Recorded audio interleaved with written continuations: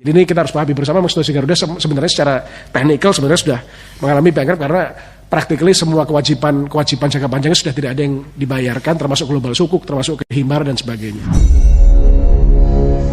Garuda bangkrut memang karena negara tidak bisa berbisnis dan tidak boleh berbisnis. Itu karena BUMN adalah cara kelola aset negara yang salah. Begini maksudnya, kalau rakyat yang jadi pasar, maka tidak boleh asing atau pemerintah yang mengendalikan suplainya.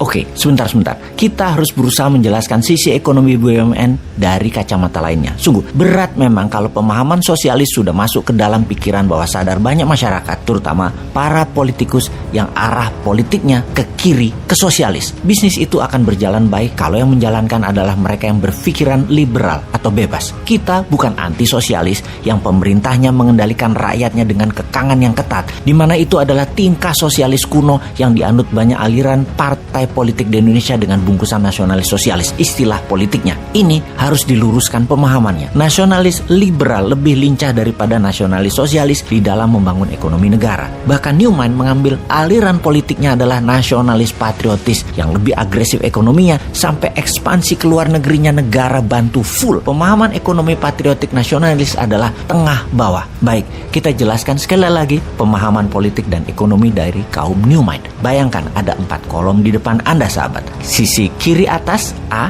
kanan atas B, kiri bawah C, dan kanan bawah D.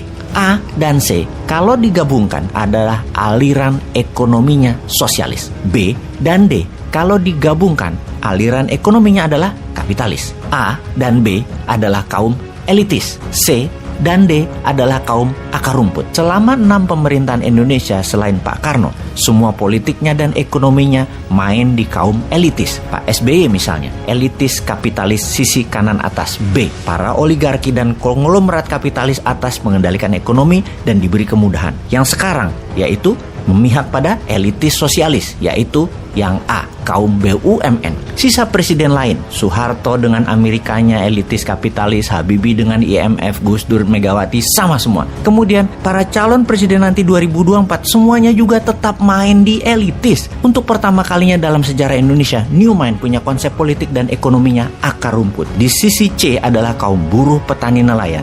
Di sisi D adalah UKM. Ini jelas berlawanan dengan saat ini. Karena jika Newman mendapat mandat, maka 800 BUMN yang berkuasa saat ini tinggal 50. Di mana yang 750 BUMN, pasarnya, bisnisnya akan dibagi-bagi, diberikan kepada 1 juta UKM. Oligarki dengan monopolinya selama ini pasti akan dipecah pasarnya dan fasilitasnya didistribusikan ke 5 juta UKM kelas menengah yang akan menghidupkan 20 juta UKM kelas mikro dan kecil. Jadi mulai paham kenapa ketika BUMN yang telah diprediksi pasti merugi sejak pejabat sekarang punya gaya pemerintahan membangun proyek tidak terlalu produktif, kebanyakan konsumtif, namun keren dilihatnya, membuat banyak BUMN merugi karena semua itu dibangun memakai pinjaman atau hutangan. BUMN gampang dikendalikan oleh kekuatan politik, sementara politik itu bukan ahli ekonomi. Kalau drive-nya politik, maka kegiatan ekonomi bukan cari untung tetapi cari populer. Drive ekonomi harusnya taat pada kebutuhan pasar, bagaimana menciptakan demand dan bagaimana menyediakan suplai